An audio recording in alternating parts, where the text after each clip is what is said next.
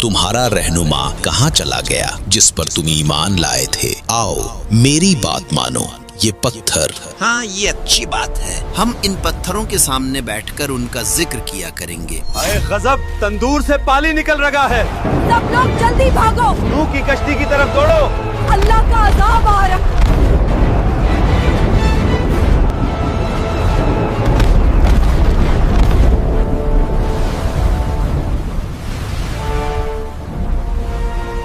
हजरत इदरीस अलैहिस्सलाम के आसमान पर जिंदा उठाया जाने के बाद लोगों के दिलों में कमजोरी आ गई और इसी लम्हे शैतान ने उनके दिलों में वसवसा डालने का फैसला किया। लोगों देखो, तुम्हारा रहनुमा इदरीस कहाँ चला गया जिस पर तुम ईमान लाए थे? वो अब तुम में नहीं रहा। क्या तुम्हें नहीं लगता कि तुम अकेले हो? आओ मेरी बात मानो, मैं तुम्हें ऐसी चीज दूंगा जो तुम्हें कभी छोड़कर नहीं जाएगी। ये पत्थर, ये तुम्हारे दरमियान हमेशा रहेंगे। इनकी शक्लें तुम्हारे रहनुमाओं जैसी हैं। जब तुम इन्हें देखोगे तो इनकी याद ताजा होगी। हाँ, ये अच्छी बात है। हम इदरीस को नहीं भूलेंगे। हम इन पत्थरों के सामने बैठकर उनका जिक्र किया करेंगे। और यूं शैतान अपने नापाक इरादों में दिन ब दिन तेजी से बढ़ता गया। उसके फितनों ने तेजी से जमीन पर जड़ पकड़ ली। लोग धोखे में आकर उसके पीछे चलने लगे। जमीन पर गुनाह फैल चुका था। बुत परस्ती, जुल्म,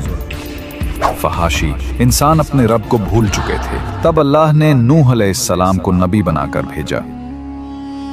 और बेशक हमने नूह को उनकी कौम की तरफ भेजा तो वो उनमें बिलवास्ता 1000 साल से 50 बरस कम रहे। फिर उन पर तूफान ने आ लिया जबकि वो जालिम थे। नूह अलैहिस्सलाम 950 साल कौम को समझाते रहे, ऐ मेरी कौम, मैं तुम्हारे लिए एक खुला हुआ डराने वाला हूँ। अल्लाह की इबादत करो, उसके सिवा किसी को शरीक न ठहराओ। अगर तुम ईमान ले आओगे तो अल्लाह तुम्हारे गुनाह माफ करेगा और तुम्हें एक मुकर्ररा वक्त तक मोहलत देगा। मगर वो ना माने, बल्कि मजाक उड़ाते रहे। ए नूह, क्या तू हमारे बुतों से दुश्मनी रखता है? तुम तो सिर्फ हम में से एक फकीर इंसान है। क्या हम तुझे पागल समझें? ऐ मेरी कौम, अल्लाह से डरो, उसकी तरफ पलट आओ। वो तुम्हें आसमान से बारिश देगा, तुम्हारी ताकत को बढ़ाएगा और तुम्हें इज्जत देगा। ए नूह, अगर वाकई तुम अल्लाह के नबी हो तो वो अजाब ले आओ जिसकी तुम बात करते हो। हम तुम पर हरगिज ईमान नहीं लाएंगे। देखो तो, ये हमें अल्लाह के अजाब से डराता है। ये नूह पागल हो गया है। बस करो, अगर तुम बाज ना आए तो हम तुम्हें पत्थरों से मार डालेंगे। नूह ने कहा, ऐ मेरी कौम, मैं तुम्हारे लिए साफ साफ डराने वाला हूँ। अल्लाह की इबादत करो, उससे डरो और मेरी इताअत करो। वो तुम्हारे गुनाहों को बख्श देगा और तुम्हें एक मुकर्ररा वक्त तक मोहलत देगा। नूह अलैहिस्सलाम 950 साल कौम को समझाते रहे, दिन रात, छुपकर, अलानिया, मगर वो ना माने, बल्कि मजाक उड़ाते रहे। मगर हजरत नूह अलैहिस्सलाम लोगों को बार बार अल्लाह की तरफ बुलाते रहे, मगर लोग मुसलसल इनकार करते रहे। जब हजरत नूह अलैहिस्सलाम को यकीन हो गया कि ये लोग ईमान नहीं लाएंगे तो आपने अल्लाह के हुजूर उनके लिए बद्दुआ की। ऐ मेरे रब, मैंने अपनी कौम को दिन रात बुलाया, मैंने खुलेआम और पोशीदा दावत दी, मगर उन्होंने अपने कानों में उंगलियां ठूंस ली, कपड़े ओढ़ लिए और हक से मुंह मोड़ लिया। और नूह ने कहा, ऐ मेरे रब, जमीन पर काफिरों में से किसी को न छोड़। बेशक अगर तू उन्हें छोड़ देगा तो ये तेरे बंदों को गुमराह करेंगे और सिवाय बदकार और काफिर के किसी को जन्म नहीं देंगे। अल्लाह ताला ने हजरत नूह अलैहिस्सलाम को अपनी कौम पर आने वाले अजाब के बारे में बताया और उन्हें एक अजीम कश्ती बनाने का हुक्म दिया। और नूह को वही की गई कि अब तेरी कौम में से कोई ईमान नहीं लाएगा सिवाय उनके जो ईमान ला चुके हैं। बस उनके अमाल पर गम न कर और हम हमारी निगरानी और वही के मुताबिक एक कश्ती बना। और जालिमों के बारे में मुझसे बात न करना, वो जरूर ज़र्क होने वाले हैं। हजरत नूह अलैहिस्सलाम ने अल्लाह के हुक्म के मुताबिक उसी के निगरानी में काम शुरू किया। कश्ती के लिए सबसे पहले सागवान नामी दरख्त के बीज बोए गए, जिसकी लकड़ी बहुत मजबूत और पायदार होती है।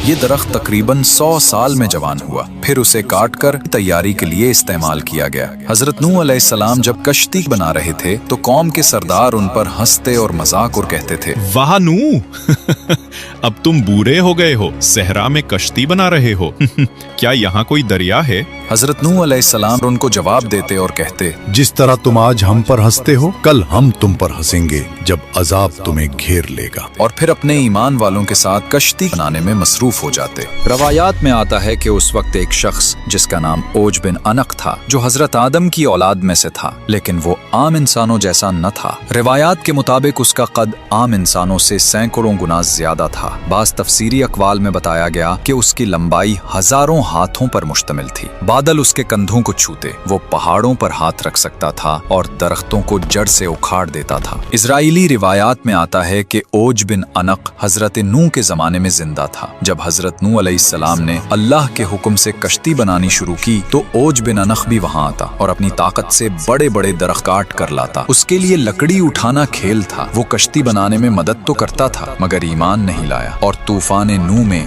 हलाक हो गया। ये रिवायत ज्यादा अलामती और इबरत के पहलू से पेश की जाती है। दूसरी रिवायत खास तौर पर इजराइलियात में मशहूर है कि ओज बिन अनक तूफान नूह से बच गया। कुछ रिवायात में कहा गया कि वो पानी पर खड़ा रह गया या किसी तरह जिंदा रहा। फिर वो हजारों साल जिंदा रहा। आखिरकार जब बनी इसराइल हजरत मूसा अलैहिस्सलाम की क़यादत में कनान फलस्तीन पहुंचे तो ओज वहां का एक जालिम और जाबिर बादशाह था। और बाज़ इजराइली क़िसस में बयान है कि वो एक पहाड़ उठाकर बनी इसराइल पर फेंकने आया और फिर हजरत मूसा अलैहिस्सलाम ने अल्लाह के हुक्म से ओज को कत्ल किया। ये वाकया इजराइली रिवायात यहूदी क़सस में बहुत तफसील से आता है और इस्लामी तफासिर में बतौर मनकूला रिवायत शामिल किया गया है, मगर कुरान या सही हदीस में इसकी कोई तस्दीक नहीं। तकरीबन 100 साल लगे इस अजीम कश्ती को बनाने में, जो बिलाखिर मुकम्मल तौर पर तैयार हुई। कश्ती में 3 हिस्से बनाए गए। ऊपर का हिस्सा इंसानों और परिंदों के लिए, दरमियाना हिस्सा आम जानवरों के लिए, नीचे का हिस्सा दरिंदों के लिए। हजरत नूह अलैहिस्सलाम ने अल्लाह के हुक्म के मुताबिक कश्ती तैयार की ताकि अजाब के वक्त ईमान वाले महफूज रहें और अल्लाह की नेमत से निजात पाएं। ऐ मेरी उम्मत सुनो, मेरी बात गौर से सुनो। अल्लाह ताला ने काफिरों को बहुत मोहलत दी थी, लेकिन अब उनके पास कोई मोहलत बाकी नहीं रही। याद रखो, ये कश्ती जो हम अल्लाह के हुक्म से बनाया है, ईमान वालों के लिए पनाह है। जो इसमें सवार होगा वही जिंदा बचेगा और जो सवार ना हुआ वो डूब जाएगा। तुम जान लो, जब बड़ी निशानी जाहिर होगी और इस तंदूर से पानी निकलेगा तो वही वक्त होगा अजाब के आगाज का। बस फौरन इस कश्ती में सवार हो जाना, क्योंकि फिर अल्लाह का अजाब शुरू होगा और अल्लाह के करम से ईमान वाले बचा लिए जाएंगे। और फिर वो दिन आ पहुंचा जिसका वादा किया गया था। गांव के एक पुराने तंदूर से अचानक पानी उबलने लगा। लोग घबराहट में एक दूसरे को देखने लगे। उनके चेहरों पर खौफ और हैरत छा गया। वो पुकारने लगे, हाय गजब, ये वही निशानी है जिसका नूह हमें बताता रहा था। सब लोग जल्दी भागो। नूह की कश्ती की तरफ दौड़ो। अल्लाह का अजाब आ रहा है। और यूं गांव में शोर मच गया। लोग एक दूसरे को धकेलते हुए भागे और चीखने लगे, दौड़ो, नूह की कश्ती की तरफ दौड़ो, अल्लाह का अजाब आ गया है।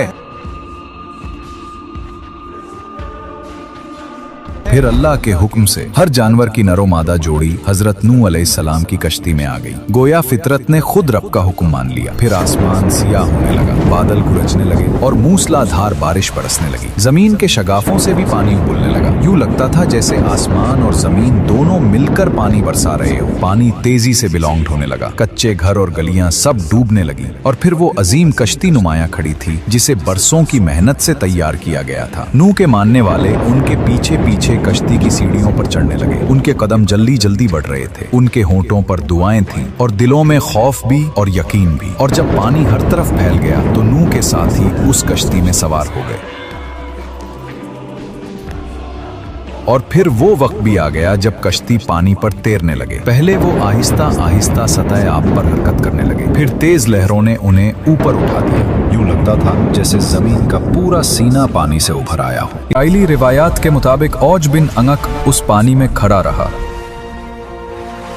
वो कश्ती अल्लाह के हुक्म से पहाड़ों के दरमियान से गुजरती हुई उस मकाम तक पहुंची जहां आज बैतुल्लाह ही। रिवायात कहती हैं उसने काबा का तवाफ भी किया। गोया तौहीद का ये पैगाम पानियों पर तैरता हुआ अजिल के घर के गिर्द चक्कर लगा रहा था। वही मकाम जहां सदियों बाद इब्राहीम अलैहिस्सलाम को काबा उठाने का हुक्म मिलेगा। और फिर अल्लाह ने जमीन को हुक्म दिया, पानी निकल ले, आसमान रुक जा, और कश्ती जूदी पहाड़ पर ठहर गई।